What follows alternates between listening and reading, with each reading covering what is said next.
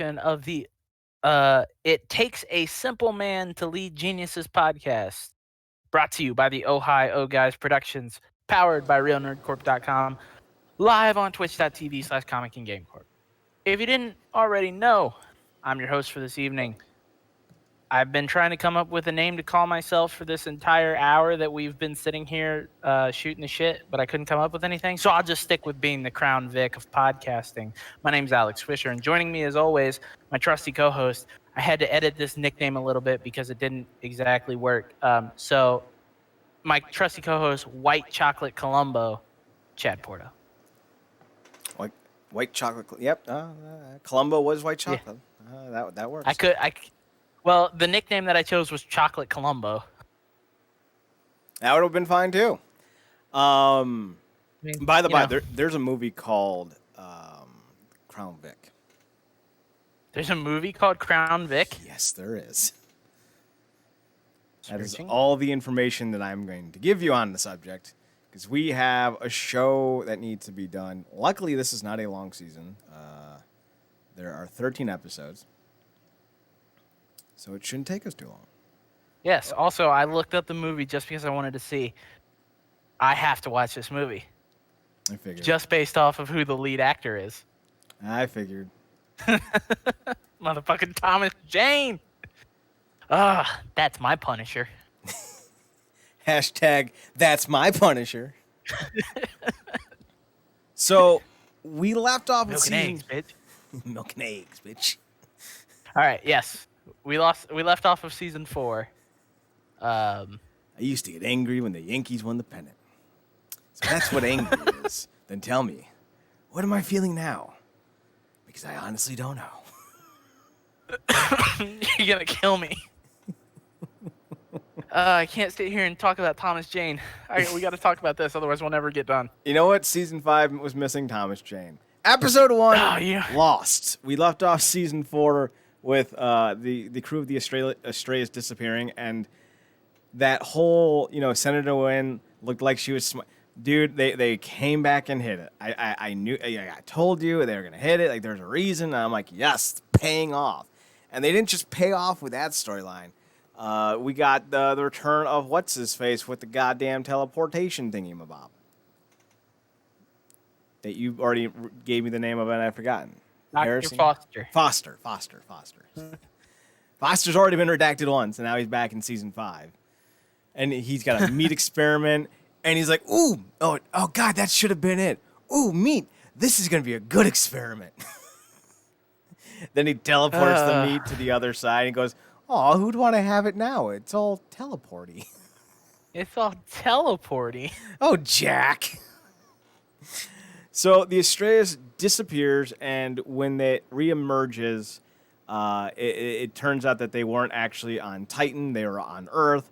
What was it, 5 years in the future? 4 years in the future? 6 years? 4 years in the future. And turns out everything's changed. Joe and Jack are now Joeing and Jacking themselves, if you will. We've seen that Henry has been fighting the evil corruption of GD. Sarah has taken over as the new head of GD, and the Andes are now the only security force in Eureka alongside the Marthas. It's basically the Terminator Wars.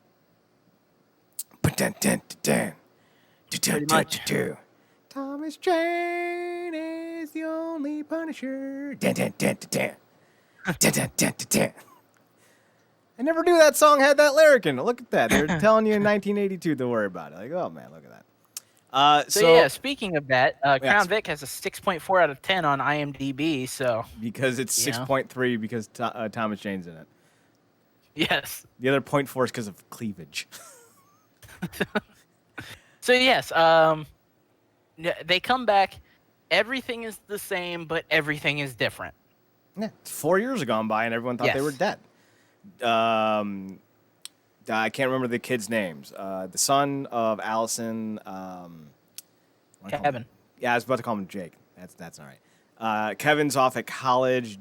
Jenna is now not all grown up, but she's like 6 now. and she's just like this little cutie, and she calls. She's like really close with Joe because she hasn't had a mom in 4 years, and everyone's freaking the fuck out.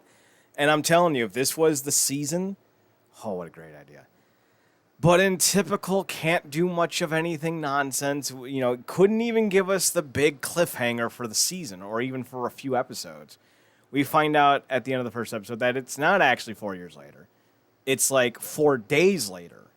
And they're in a fucking little hideaway with Beverly Barlow, of all people. So that was a disappointment. And it doesn't matter about the evil Eureka uprising because it didn't actually happen. So like, who fucking cares? They're literally like, here's this new timeline that you guys have to deal with because you've been missing for 4 years. Just kidding, you're in virtual reality.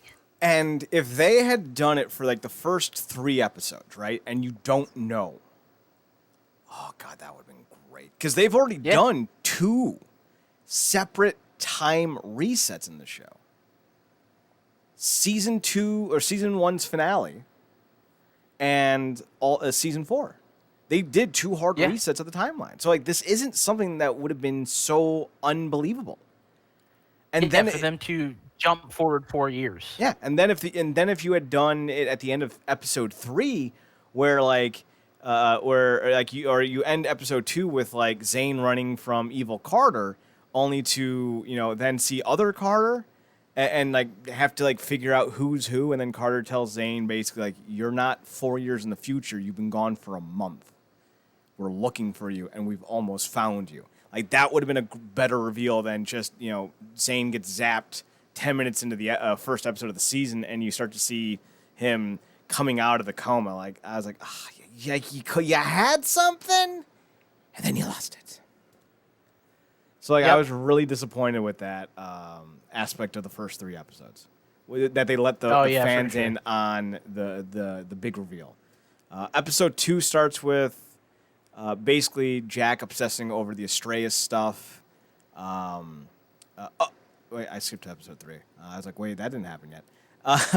So it's been a month later at this point. The folks inside virtual Eureka are still in virtual Eureka, but Jack, Henry, Senator Wynn, and everyone else are still looking for the Estrellas. And Kevin, because he's a goddamn genius, basically has the idea to find them. He steals everything because apparently Kevin's a klepto in the show. Yep. Kevin's a big old klepto. And he makes a device with Henry's help that actually tracks them. And Jack, because Jack's the goddamn genius of the show, is like, Jack, if they were here, we'd find them. And Jack's like, well, what if you're pointing in the wrong direction because the device is looking into the sky? And Henry, being Mr. 200 IQ, goes, well, what do you mean? I don't know, Henry. It's kind of self-explanatory. So then Jack like shifts it down like to the left a little bit, and he finds it. I'm just like, all right, whatever. Yeah, that's the crazy part is that like the scanner is pointing in. You can literally maybe reach that scanner can reach like 3 cardinal directions the way that it's pointing, right? And it didn't show us if the scanner had the ability to do a full 360. But it just so happened that they turned it was like, let's just say like northeast. They turned it northeast and pointed it down, and it was like, that's the exact right direction that the went, and oh my god, there's the ship. We found their trails. Like, come on, man. Like, so this episode did have a great moment though, in their building of the device. The part where Jack sneaks into the military base and Andy's doing a lookout. Oh and, my god! And the soldier goes up to Andy. What are you doing?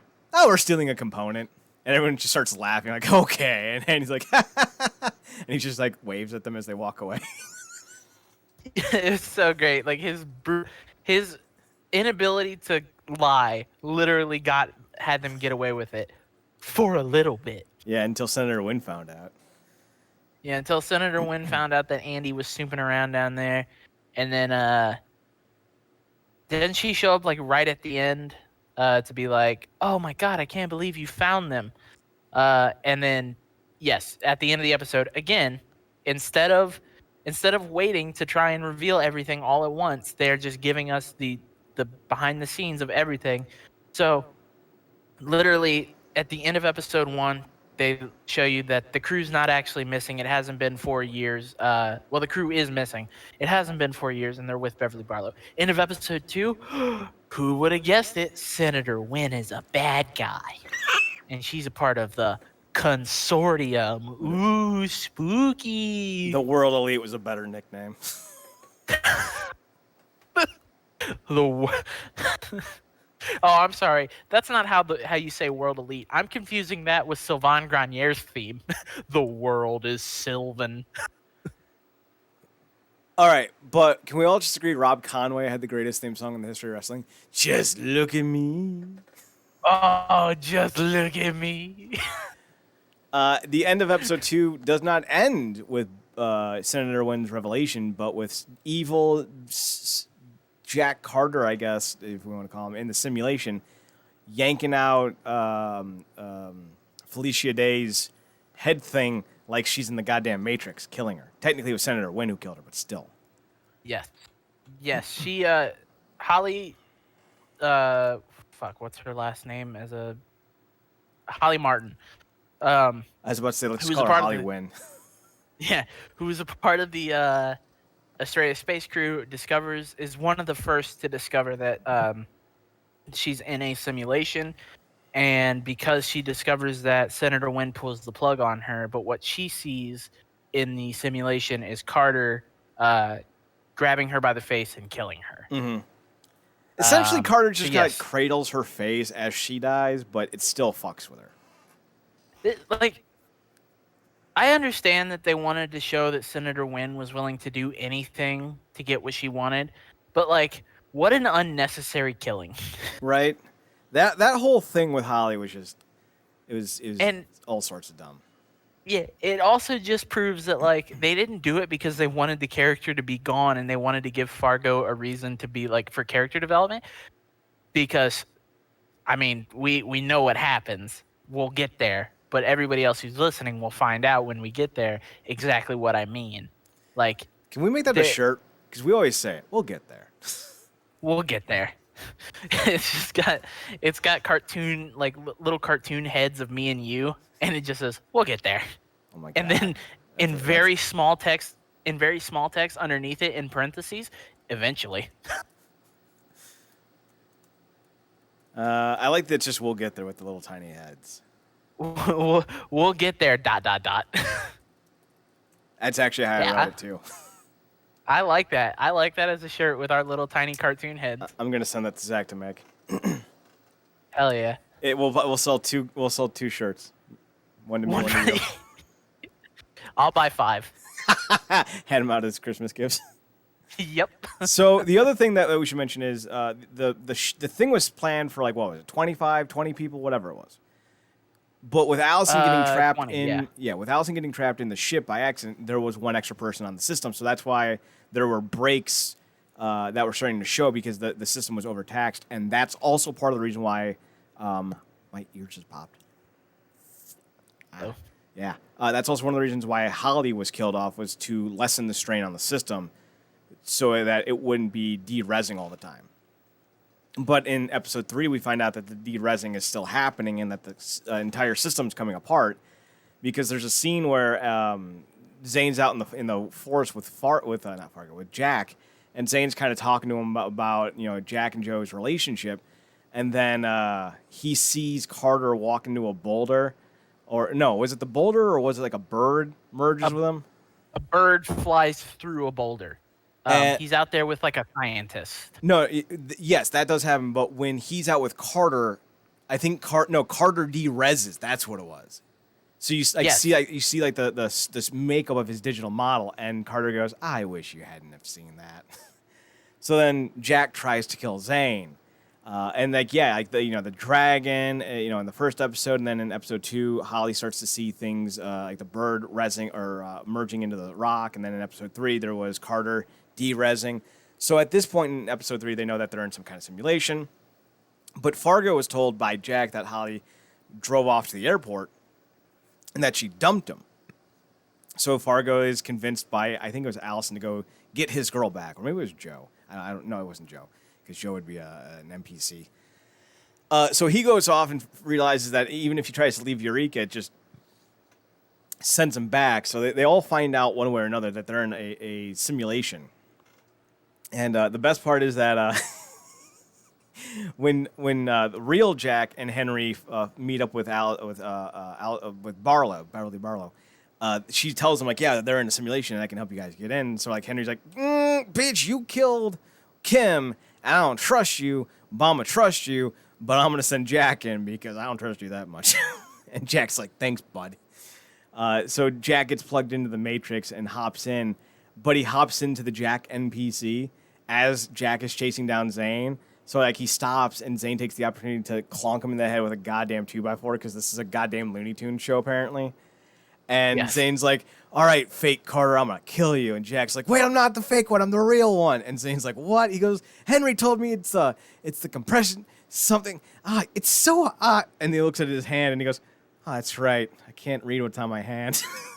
And Zane goes, okay, it's you. And he's like, well, how do you know? And he's like, because no NPC can be as dumb as the real Carter. And Jack's like, thanks, wait.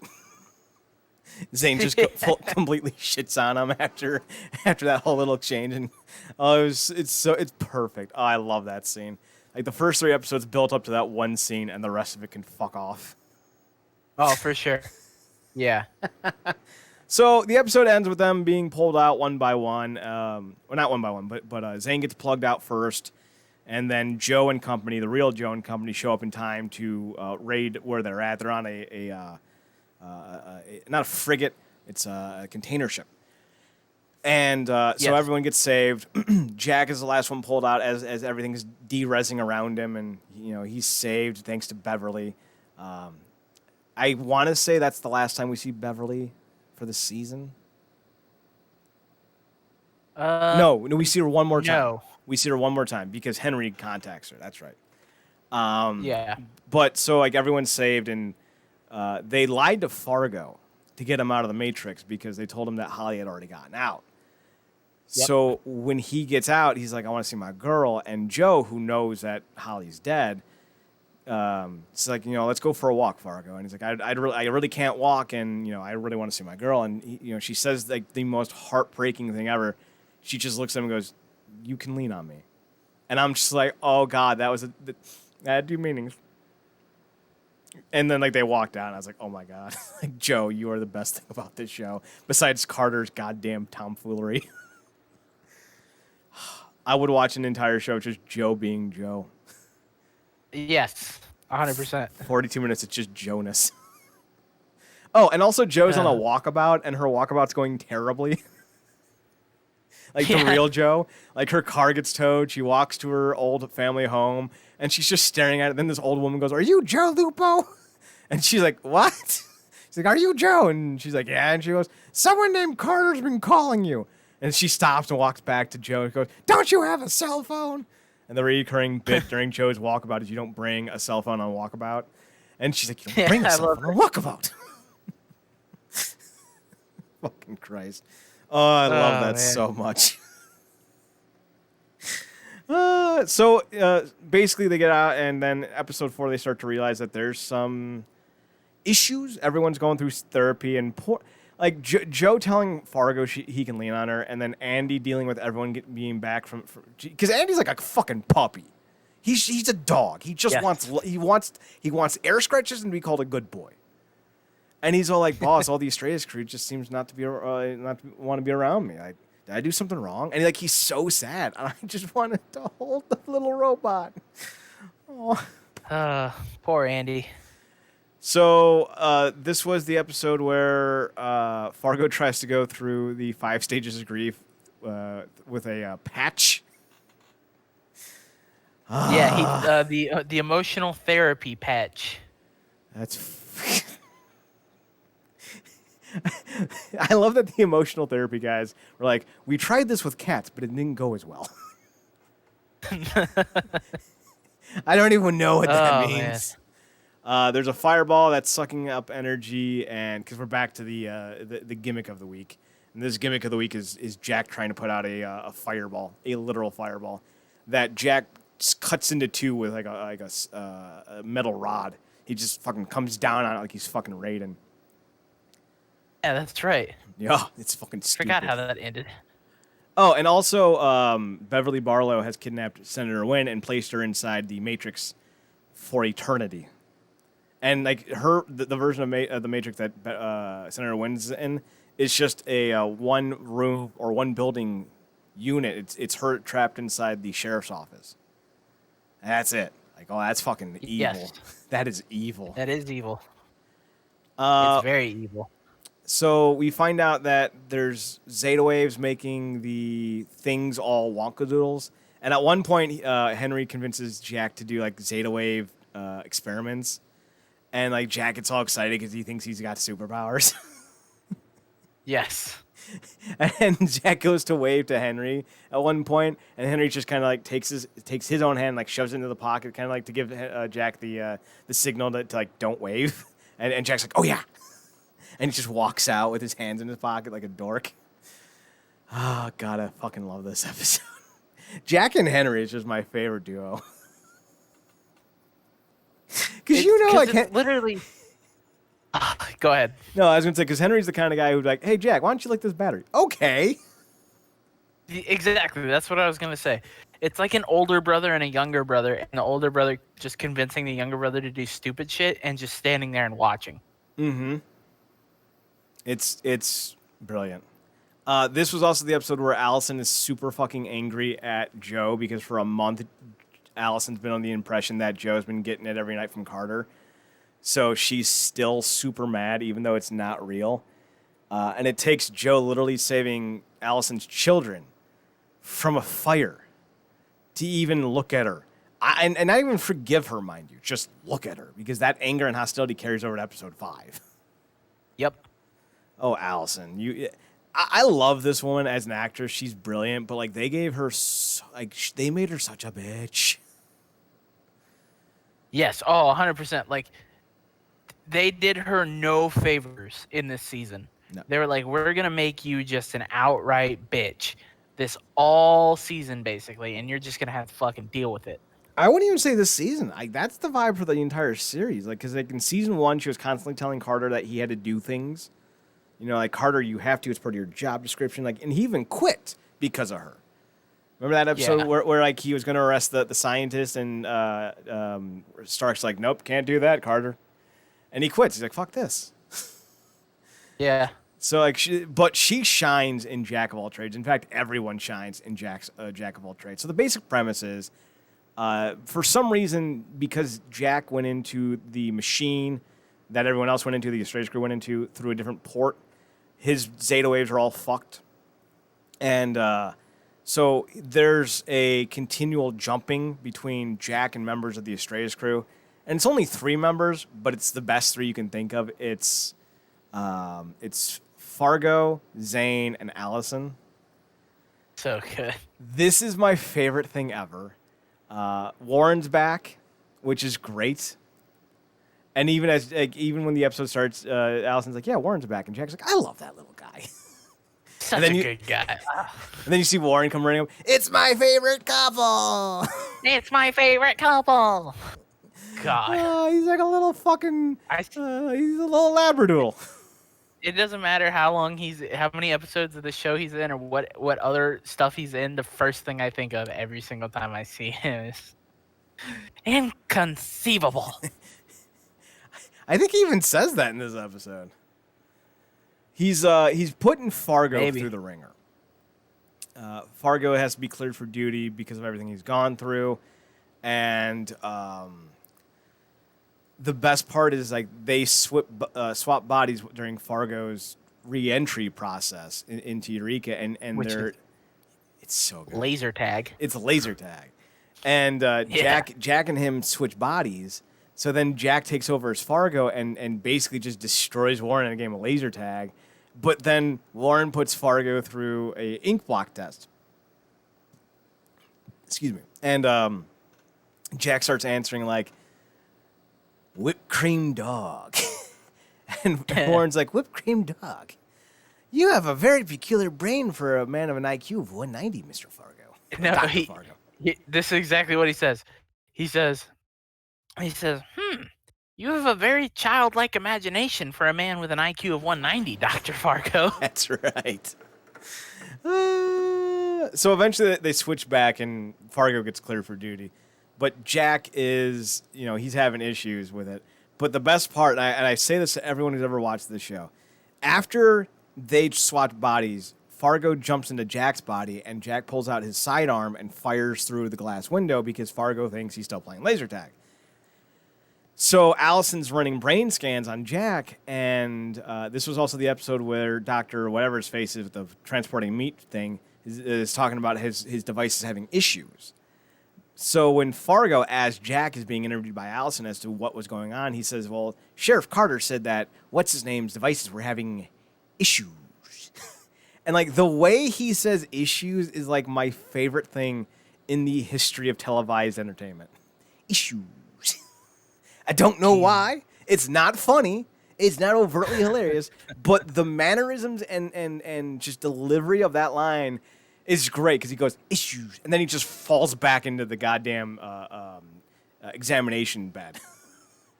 Yep. It's just such a slap comedy kind of thing. I adore it. I absolutely adore it. Later on, he swaps bodies with Zane. And Zane was taking a shower. And Joe was about to join him. So now Jack's taking a shower with Joe, but Joe doesn't know it. At the same time, Allie and Jack were about to, do some canoodling of their own, and Zane hops into his body. And Zane doesn't exactly go all gentlemanly either. In Carter's defense, he was trying to get out of a very sticky wicket as quickly as possible. Zane just rolled with his. Zane was looking for revenge for something that never happened. With Allison, he thought it was a dream. He did think it was a dream initially. What happened after the Allison incident, all Zane being Zane. So he ends up, Zane as Carter pulls over a hot woman who's driving a experimental solar car. And he's like, do you know how fast you were going? And she's like, I'm sorry, Sheriff, this new experimental. And he just says something like, it's all right, you make things in my pants go sideways, or whatever he said. And she's like, excuse me, Sheriff Carter? And he's like, hang on. And then he answers his phone, Sheriff Grabass. Sheriff Grabass. Oh, my God. And as he's walking back to the Jeep, he looks back at the lady and goes, if you want to file a sexual harassment claim, it's Jack Carter, Carter. Carter. Oh, God. So then Zane and Carter figure out what's going on, and to get back at Zane, Carter in Zane's body ate like a whole tray of scones, and Zane as Jack grabs Zane's body and goes, "Oh man, this could take me all month to work off." He's so concerned with how he looks. Like there was another great line where he, oh, what the fuck? Because they're talking about their business, and Jack as Zane says something like, "Really, Manscaped?" And he's like, "You looked." Oh like my God. It's just like the dumbassery in this episode is gold. Eventually, Jack switches with Allison and start to realize that Jack's synapses are eroding from all the jumping, so they got to figure out a way to stabilize him. So Allison, goes in to, fix his head, and they swap. So then they got to do it again, only this time Carter and Allison got to do it. Allison in Carter and Carter in Allison. And they do make that joke a lot. There's got to be an easier way to phrase that. Like, this episode is just peak in great running gags. But eventually Allison jumps back to her body while they're doing the brain surgery. So Jack has to, pull or... Wait, how did that one go? I completely forget. Oh, no, Jack had to... The first time was when Jack had to pull it out. The second time, I think it was Grace who did it. Yes. So I believe you're right. That's eventually how they end up figuring it out. But at the end of the episode, Carter proposes to Allison, and Zane believes he may have found something on the Matrix device that they were all stuck in. I think that was that episode as well.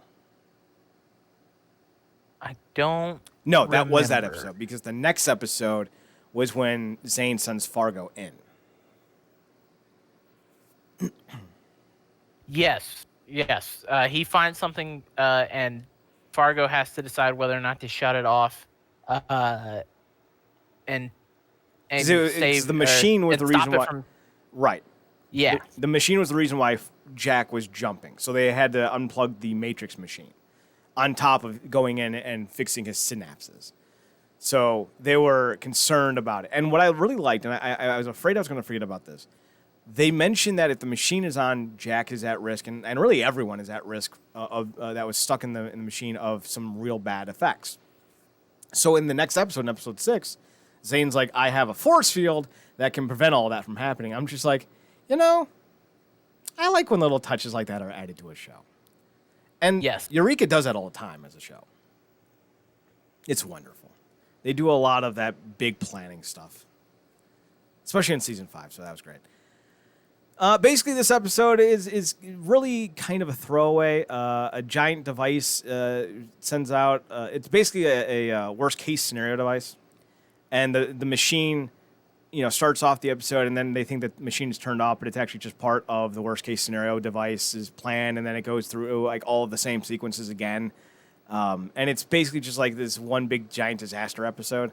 And the only good part about this episode that I remember, outside of Fargo going into the machine, is when we told the doctor who set up the device to make it as realistic as possible. Well, we ended up redacting him, and they're like, "How did he take it?" And he goes, and the doctor's like always like, hey, well, it's the most obvious scenario like throughout the entire episode. He's like, well, yeah, like 24 people dead is pretty awesome. Like it could have been worse. So like he's always kind of one of those like he mathematically calculates everything.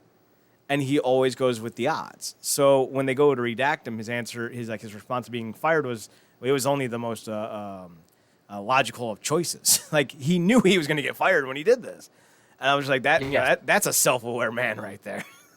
Yeah, and that also leads into the whole like fucking issue of the episode of like he knew that if something went wrong, he was going to get redacted and the machine was going to get destroyed. And he put that calculation into the disaster machine. So knowing that it was going to get shut down, it tried to make the disasters as real as possible. Yeah, it advanced and by that, itself. It made the disasters real. Mm-hmm. Now, he didn't deliberately do it that way, but he made the machine learn. And the machine learned that the best way to ensure that we get the right results is to make this seem as real as possible, which is to take off basically the safety protocols. And he's like, well, Ada is a learning robot. And then the robot decided to, electrify itself. And I'm just like, oh, God, what a dick. But the B storyline, Fargo goes into the Matrix to see what's there. And he ends up finding Holly. And he realized it's not a memory of Holly. It's not like some kind of little detailed program. It's Holly's legitimate conscience to whatever degree. She remembers everything. She feels everything.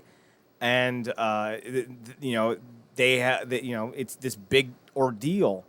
And at the end of the episode, Zane asks Fargo, like, what are you going to do? And Fargo's like, I'm going to, tell her she's technically dead.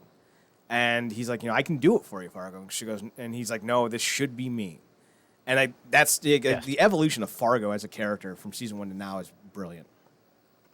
So he goes and tells Holly what's going on, and they just hold each other as the episode ends. Yeah, for sure. Like, if you could say one thing about this show, for sure, the best thing that this show does is doing character development. I think they liked doing character development so much that they reset the show to redo character development four times over. Yes, they did.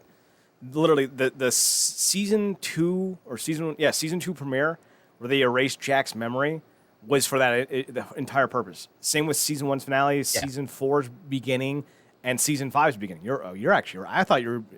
I know you picked 4 out of the air, but you were actually right. There's 4 times they reset the entire character development of this show.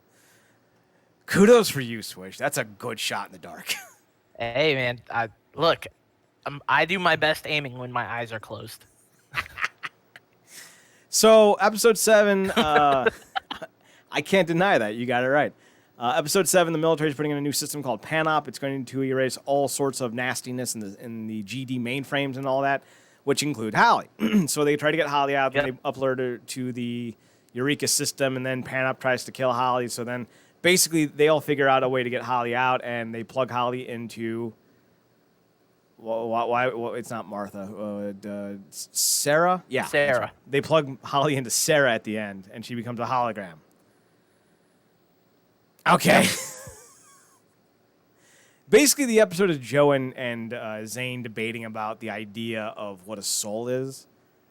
But eventually, Joe just goes, Fargo's my friend. I'm going to do whatever I can to help him, even if it doesn't make any fucking sense in the world. And Joe, it doesn't, but kudos to you for stepping up. Yeah. Best Joe episode is the Feynman Day episode in Too Deep, episode 8. It was directed by Colin Ferguson, and Colin Ferguson and the actress that played Joe must be really good friends because he keeps putting her in a leather catsuit. Oh. So it's prank day at Eureka, and she's fine with pre-approved pranks so she can make sure no one gets hurt, but not everyone's pre-approving their pranks.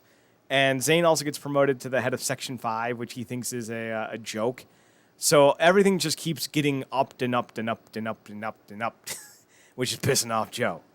But at the same time, this is the episode where Jack and Allison go into a submarine for a romantic dinner, but Allison, who now has to deal with Holly's ghost, the deputy fucking her house, 2 kids, and Joe and Zane, and Jack, all in the same household. She's a little stressed. Granted, Jack seems to love the chaos. Fair enough. Jack seems like the kind of guy who would like a big family, so that makes sense. So Allison looks at this opportunity to go work on the sub on her own as like a big deal. I finally get some peace and quiet. And Jack surprises her with some good, it's like a picnic. But they bicker the entire time because Allison hasn't told her family that she's getting married to Jack. And Jack's like, that's kind of a big deal because I've told everyone already. So they're, getting mad at each other. And there's not really a good reason why Allison's being kind of cunterella about this. Nope. She's stressed and she's angry, but there's not a big revelation where, because in season 4 when they're seeing Stark and Hottie Redhead, she even says that Hottie Redhead says to Allison the reason why you're upset about all of this is because your last 2 husbands died because of the men they are, and now you're dating one whose job is to be that kind of man to always put himself in danger. Right. So you're obviously freaked out, but she's just being a bitch. And poor Carter's doing everything he can to make her life happy, and she's just being a bitch.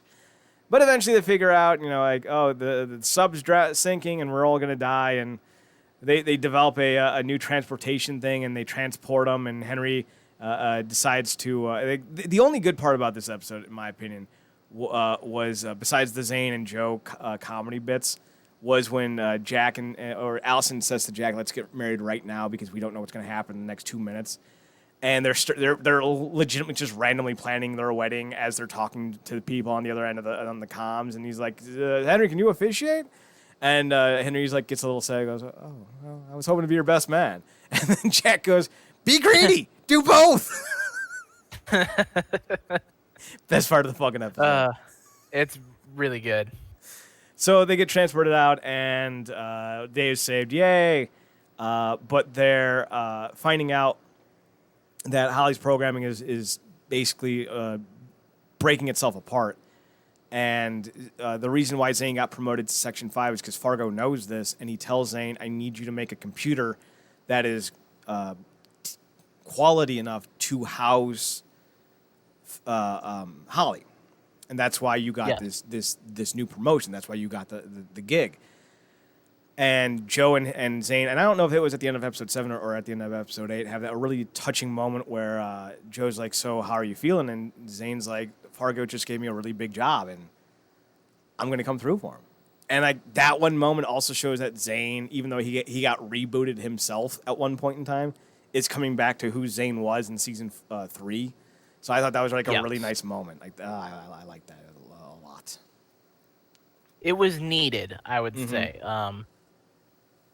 Just because Zane, the Zane that we like is season 3 Zane, and he should have stayed that way the entire time. But I understand now that they love character development.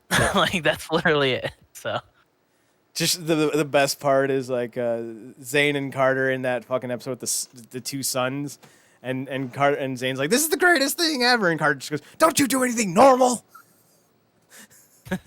And then he's like, I play a mean game of Parcheesi. Oh yeah, I play a mean game of Parcheesi. So episode 9, we meet Allison's brother, and this was a great setup. Allison's like kind of snickering because like she knows her brother's a dick, and Kevin's like, oh man, like this is gonna suck. And Jack's like, what? Is there a problem? And he's like, and Kevin goes, well, Uncle Marcus is a little prejudiced, and he's like, against white people. And Kevin's like, people? And then Kevin goes, no, against dumb people. And Carter goes, oh, hey. Not better. And Kevin basically fucks with Carter's intelligence to the point where he becomes like this super fucking smart guy who's devoid of all emotions, and it even gets to a point where Allison's brother, who once thought it was cool that Kevin had done this to Carter, is like, Jack, we got to save you, man. And they bond over it, and there's some development with Holly and the printer. I think that was episode 9 as well. We don't see the printer in action until I think episode 10. Yeah. I don't remember what episode. It may be episode 11.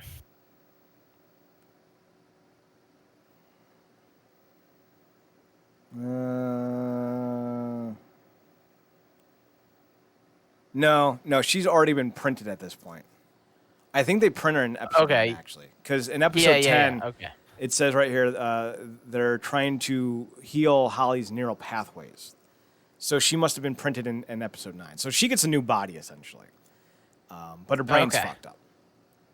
This is also a great episode because basically it's Jack and Allison honeymooning in a terrible fucking little cottage. And it's just the worst thing ever. And like, this is the one time where I'm like with Allison on this one. Like, you're going on a honeymoon and you go 10 miles south to a run-ass down fucking hunting cabin. Really, Jack? And Jack eventually realizes he fucks up and he doesn't guilt her at all. He's like, listen, you've put up with enough. I'm going to get tickets to Bora Bora or wherever, and we'll do this honeymoon right. But eventually Allison's like, no, let's just fucking fix this thing, you dork.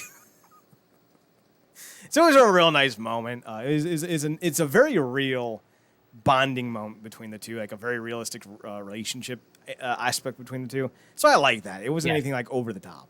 They had a little bickering, but they did find some nice romance. And there was a great part where Jack's like got the cooler of food, and he's like, all right, I brought enough food, let's eat. And she goes, oh, I'm starving. That sounds so good. And Jack opens it up, closes it, and Allison goes, what's wrong? And Jack's like, the seal broke. And Allison goes, ants? And Jack just goes, yeah, ants. Just the little moments like that makes me so happy. It's so great. Holly is downloaded in this episode. She gets her new body, but her brain is deteriorating. So Zane finds a way to fix her, and it works. Yeah, Holly's got a body. It's the worst Aerosmith song I've ever heard. Episode Mirror Mirror, episode 11. Shaw's back, and he's like, we're going to investigate all this stuff because turns out Henry's wife is a spy. Came out of nowhere. Dun, dun, dun. So Henry starts trying to decode this evidence that would hopefully exonerate Grace, but it ends up implementing him, and it turns out, and I don't know if it was in episode 11 or 12 we find this out, but I'm going to say it now. Henry and Grace were working with Beverly the entire time, and it was Henry that brought Beverly in, which actually kind of tracks in my head because at the end of season 1, Henry wanted revenge. So if in this timeline there are things that didn't go the way they did, and we know Kim's dead in this timeline, we don't see her at all, then the idea that Henry still wants revenge at the end of season 1 holds true, and if they never had that entire incident with Kevin and the artifact, because Kevin is no longer autistic in this timeline. So that means that entire artifact storyline with Kevin didn't happen. So Henry never had the opportunity to redeem himself in the eyes of himself by saving Kevin. So like this entire idea tracked, and it didn't spoon feed you at all with any type of like, oh yeah, and this is why he did it. It just makes sense if you think about it. So I was like, oh, that's a good fucking twist. The Grace thing, I was like, oh, whatever. But like Henry, like, yeah, like, that makes sense. So Grace is like, I'm not going to turn Henry in. That's fucking stupid. Yeah, like he's my husband. I love him, even though I took off for like 4 episodes for some reason. I don't know, budget. I don't know. But Holly's kind of fucked in the head, and she starts printing out clones of people. That's right. The series finale angle of the show is going to be Invasion of the Body Snatchers. Sir. Love it. Eventually, everyone gets kidnapped, and the military gets sent away because Holly's no dummy. Turns out Holly's doing all this because Otherworld fucking Jack has come back into play somehow, and has basically mind-jacked into Holly and kind of gives her like a sub-programming to print him a new body. And so basically the clones come to play. And in Double Take, you know, they take Jack out first. Like, Jack's done. He's done at the end of episode 11. So the only 2 people in episode 12 are Zane, Parish, Allison, and Fargo. That is not a dream team of champions. And what a motley crew. And the best part is there's already a double of Parish when Zane goes to get Parish. So Zane's trying to figure out which one's which. And Parish goes, Zane, I trust you. So Zane shoots him. Zane shoots him. And he explodes all over the place. And it was supposed to be like a non-lethal gun. So that was funny in itself. And the real Parish goes, how'd you know? And Zane just goes, because I know you don't trust me. Such a great moment. Eventually, Zane and Parish get caught because Parish is like, I got an idea, Zane. They think I'm already taken. So I can try to get us out of here by Star Warsing this. I'll put you in handcuffs like Chewbacca and lead you through. And Zane's like, are you sure it's going to work? And Parish's like, Zane, trust me. The very next scene, Parish and Zane have been arrested by the clones. Been arrested? I thought that was going to work. And Zane's just screaming, shut up, shut up, shut up. That was the best guidance season. That made those 2 scenes alone made me want more with Parish and Zane. Yes. I don't care that the show's been off the air for 8 years. I want a sequel series of Zane and Parish going around solving crimes with Joe. Yes, 100%. Eventually, Allison's able to sneak in and let the real Carter out. And the real Carter and Internet Carter start fighting, and then the Jenna from the Matrix is brought out, the 6-year-old or 7-year-old Jenna, and she looks at Allison and she's like, "Come play with me, mommy." And Allison's like, "That's so creepy."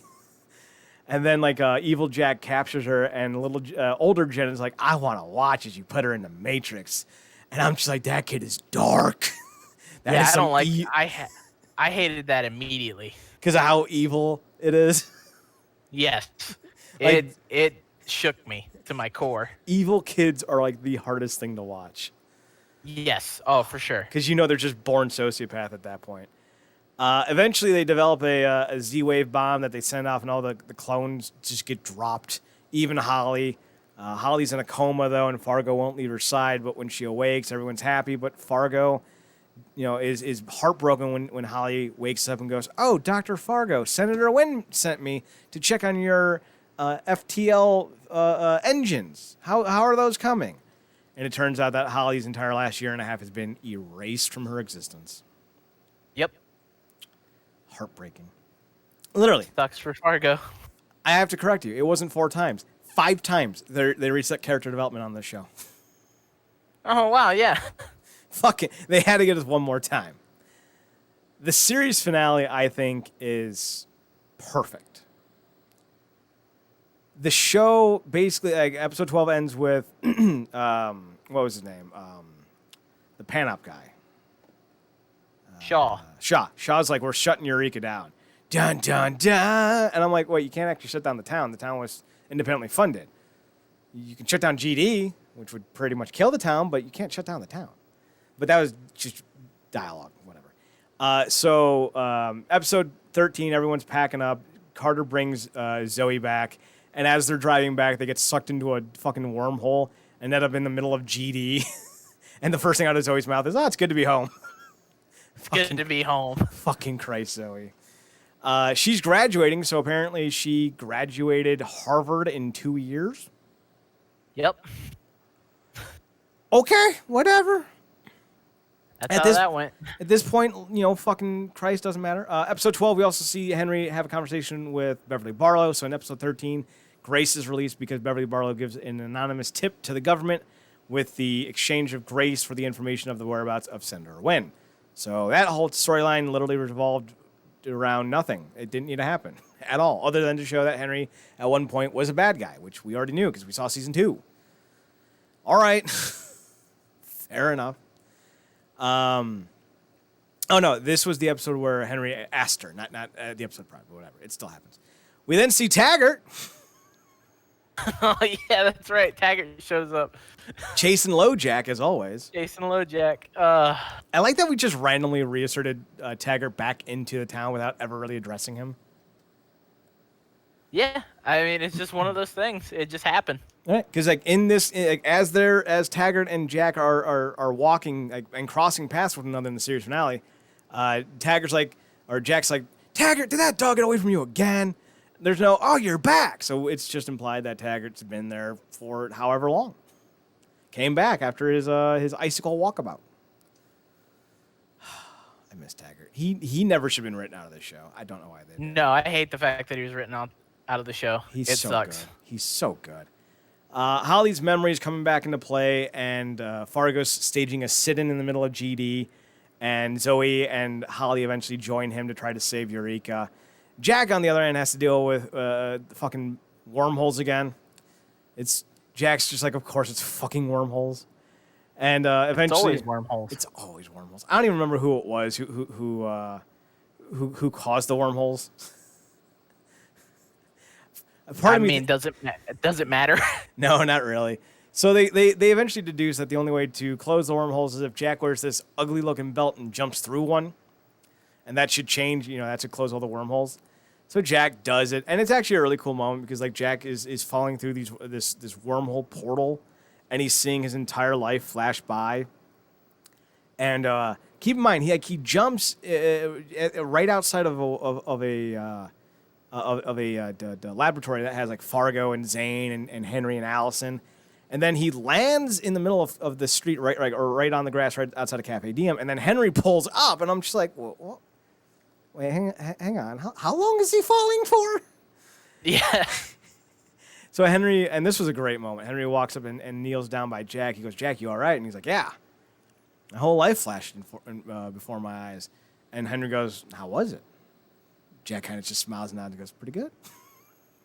Good. And it was a great little moment. And they're all having their last meal at Cafe Diem, and Grace is freed, and Joe asked Zane to marry him, and that was great. And you all think, "Oh, man, the only thing we were missing was an appearance by Stark." Wait, who's that in the corner?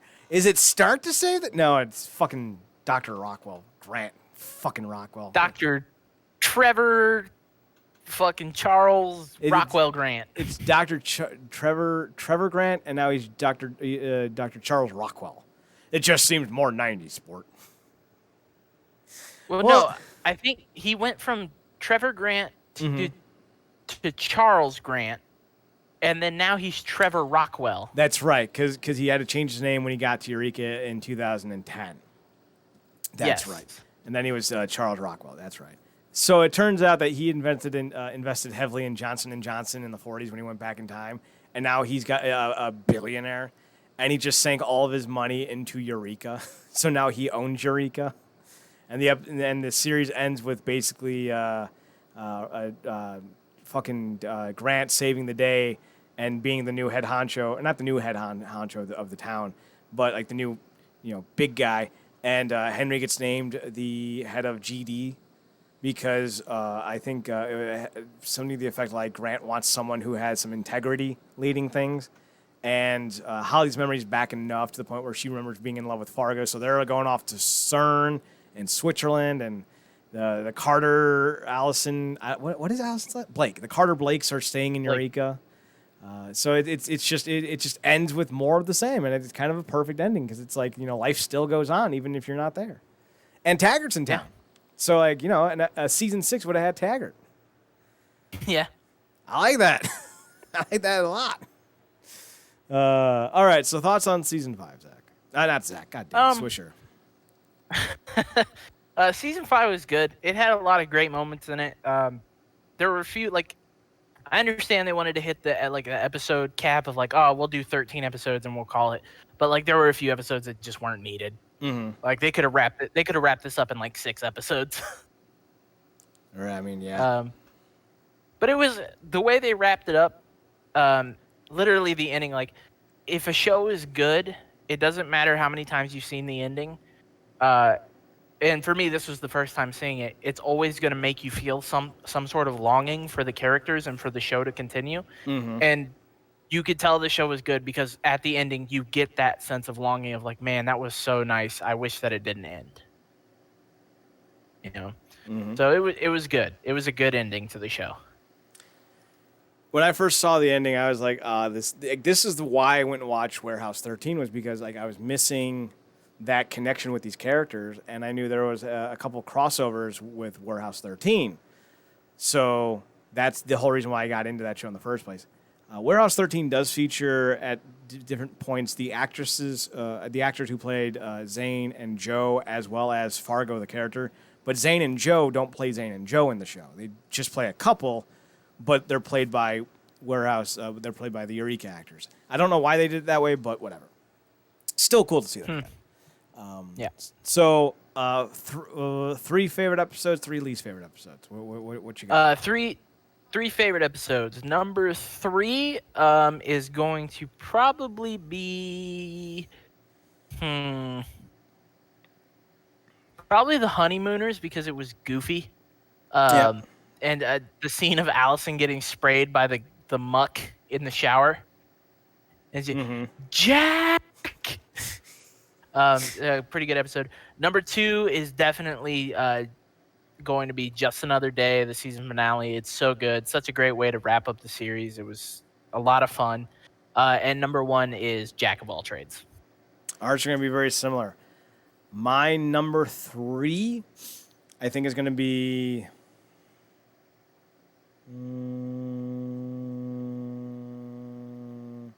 trying to decide. There's so many. There's some solid ones. I'm gonna go In Too Deep for number 3. Okay. I think that's. Yeah, I mean that is a really good one.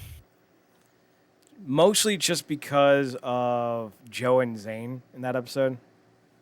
Yeah, that's what I figured. Yeah. Force. Actually, no. That's gonna be that would be my number 4. Number 3 for me would be Force Quit because of the Zane and Joe, and not Zane and Joe, the Zane and Carter. Oh, yeah, okay. I wrote it on my hand, and he goes, yeah, all right, it's you. It's you. Fucking great. My number 2 would probably be Jack of All Trades, and my number 1 is going to be the series finale, Just Another Day. Because it makes you want to cry. Oh, for sure. It's just that good. I also found out that the webisodes that they have is actually all up on YouTube as one full video, I believe. So I will be checking out that because it features none other than Taggart. It looks like it's a lot of Taggart and Joe. It looks like it's everybody. Yeah. Apparently it focuses on Tags, though, because he turns into a creature. I'm looking forward to that. So I don't know what we're doing for next week. I think our plans going forward from here was to go into summer movies. Mm-hmm. I have a list of movies that we were thinking about doing, but we would have to finalize them into 4. What was the next block after that? Because we had 2 things beyond Eureka for the summer, but we missed about 3 weeks of recording time. Yes. We didn't have anything decided for what we were doing after that. We had a bunch of ideas, but nothing was set in stone. Just we knew we were doing summer beach movies, and then we would figure out from there. Did we have anything written down beyond summer beach movies? Yes, I have a lot of stuff written down. Okay. Well, when we're done recording, remind me what they are, and we'll go from there. Okay. RealNerdCorp.com. Go check it out. RealNerdCorp.com. It's your one-stop shop for all things us. If you're missing past podcasts, you want to get caught up on the other 4 editions of the Takes an Average Man, or whatever the fuck we call this damn dumb show. Takes a simple man to lead geniuses. Our titles are goddamn complicated. If you missed the other 4 parts of our Eureka look back, they're up on the website. Downloads for all the stuff are up on the website. If you missed any podcasts or any of the things we do, they're up on the website, RealNerdCorp.com. I'm consolidating the link rundown to that. Just go to the fucking website. That's where it exists. Go to the website. What are your personals? You can find me on Twitter at x2000gregs, x2000gregs, and you can find me on Instagram 2000gregs, 2000gregs. Chad, what's your personals? I'm on Twitter at Chad NerdCorp, ChadNerdCorp, and on Instagram at Chad's Photo Hut, ChadSphotoHut. We're done. All right. This is our series finale, but we'll be back for another edition of the Ohio Guys Production Podcasts with some dumb title for our dumb summer movie reviews. Absolutely. Thank you all for listening to another edition, or to the series finale of It Takes a Simple Man to Lead Geniuses podcast, brought to you by the Ohio Guys Productions. Thank you very much for listening. We will see you next week, hopefully. Goodbye. Good night. And as we always say, it's CARTER.